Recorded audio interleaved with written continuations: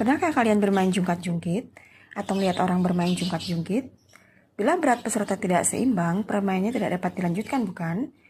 Agar permainan dapat dilanjutkan, berat salah satu ruas harus ditambah atau dikurangi untuk mendapatkan keseimbangan baru. Demikian juga dengan reaksi kesetimbangan. Bila terjadi gangguan terhadap kesetimbangan, sistem akan mencari cara untuk membentuk kesetimbangan yang baru.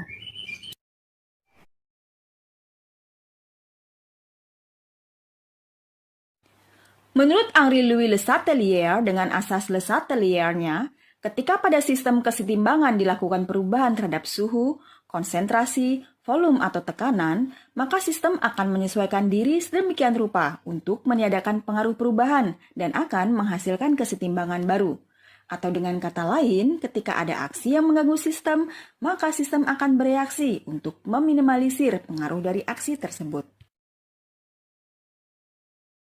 Perlu dipahami pada suatu persamaan termokimia yang merupakan sistem kesetimbangan, apabila perubahan entalpi bertanda positif, itu artinya reaksi ke kanan adalah reaksi endotherm dan reaksi ke kiri adalah reaksi exotherm.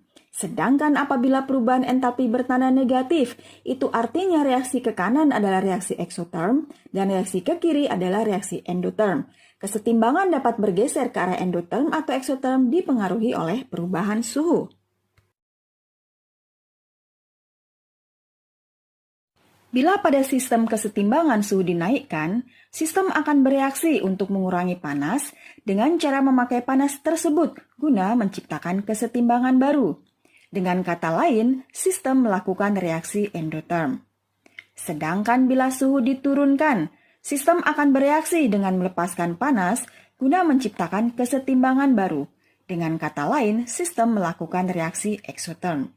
Sehingga dapat disimpulkan, bila suhu dinaikkan, kesetimbangan akan bergeser ke arah reaksi endotherm, dan bila suhu diturunkan, kesetimbangan akan bergeser ke arah reaksi exotherm.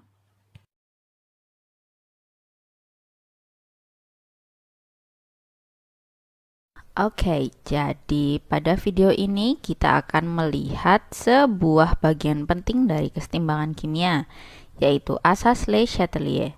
Le Chatelier mengatakan jika dalam sebuah sistem kesetimbangan diberikan sebuah aksi, maka sistem akan berubah sedemikian rupa sehingga pengaruh aksi tersebut menjadi sekecil mungkin.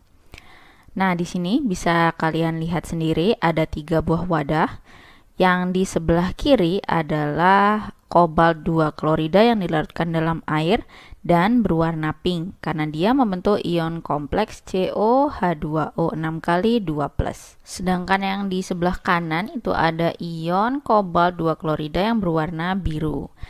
Dan di tengah-tengah itu ada wadah berwarna ungu karena itu adalah sistem kesetimbangan campuran dari senyawa yang di sebelah kiri dan di sebelah kanan. Jadi pink dicampur biru hasilnya adalah ungu seperti itu.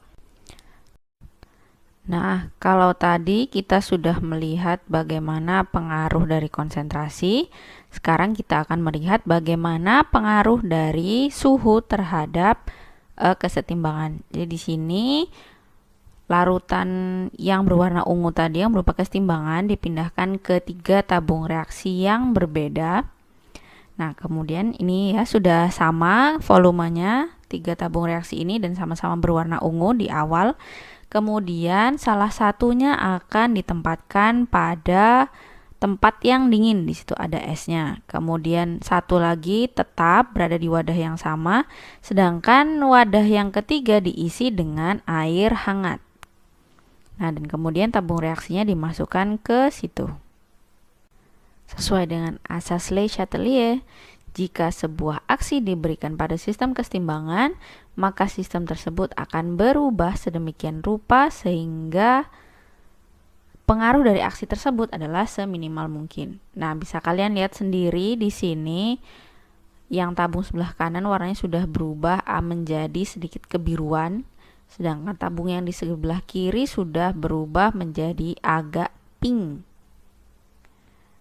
Ya, kalau diaduk-aduk seperti ini, warnanya akan berubah menjadi lebih pink lagi. Nah, sekarang kita lihat bagaimana perbandingan warnanya. Terlihat jelas sekali kan perbedaannya antara tabung yang sebelah kiri, tabung yang di tengah, dan juga tabung yang di sebelah kanan. Nah, kalau kita lihat pada reaksi ini tuh, ketika diberikan suhu yang lebih tinggi atau suhunya dinaikkan, dia bergesernya ke arah kanan atau ke arah yang lebih biru. Sedangkan kalau suhunya diturunkan, dia bergesernya ke arah kiri atau ke arah komponen yang lebih pink. Nah, kenapa hal ini bisa terjadi? Berdasarkan asas Le Chatelier, jika kesetimbangan ditempatkan pada tempat dengan suhu yang tinggi atau suhunya dinaikkan, maka kesetimbangan itu akan mengurangi pengaruhnya dengan cara menyerap kalor. Nah, seperti kita ketahui, menyerap kalor itu adalah reaksi endotermik. Jadi dalam hal ini, endotermiknya itu ke sebelah kanan. Sedangkan ke sebelah kiri tadi, pada saat suhunya diturunkan, maka sistem kesetimbangannya akan melepaskan kalor untuk mempertahankan kondisinya. Nah, melepaskan kalor itu berarti reaksinya eksotermik. Jadi pada kasus ini, pada sistem kesetimbangan ini, endotermiknya tuh ke kanan. Jadi ketika suhunya dinaikkan, dia akan bergeser ke arah endotermik ke kanan, dan eksotermiknya itu ke kiri. Jadi ketika suhunya diturunkan, dia akan bergeser ke arah eksotermik ke kiri. Tetapi tidak semua reaksi seperti ini ya, tergantung dari bagaimana arah endotermik dan eksotermiknya. Seperti itu. Pengetahuan tentang pengaruh suhu pada pergeseran arah kesetimbangan dapat dimanfaatkan untuk mengetahui suhu optimal yang dibutuhkan dalam produksi suatu zat dalam dunia industri. Salah satunya adalah produksi amonia. Amonia adalah bahan utama pembuatan pupuk urea dan zat A. Di samping itu, amonia juga diperlukan pada industri obat-obatan, kosmetik, deterjen, dan baterai. Amonia terbentuk dari gas nitrogen dan gas hidrogen melalui reaksi eksoterm. Agar reaksi bergeser ke arah pembentukan amonia, suhu harus diturunkan. Namun, seperti yang kalian pelajari pada topik laju reaksi, suhu yang rendah akan membuat reaksi berjalan lebih lambat. Agar reaksi berjalan lebih cepat dan kesetimbangan bergeser ke arah terbentuknya amonia, setelah dilakukan serangkaian penelitian, diperolehlah suhu optimal untuk produksi amonia dalam bidang industri, yaitu antara 400 hingga 600 derajat Celcius.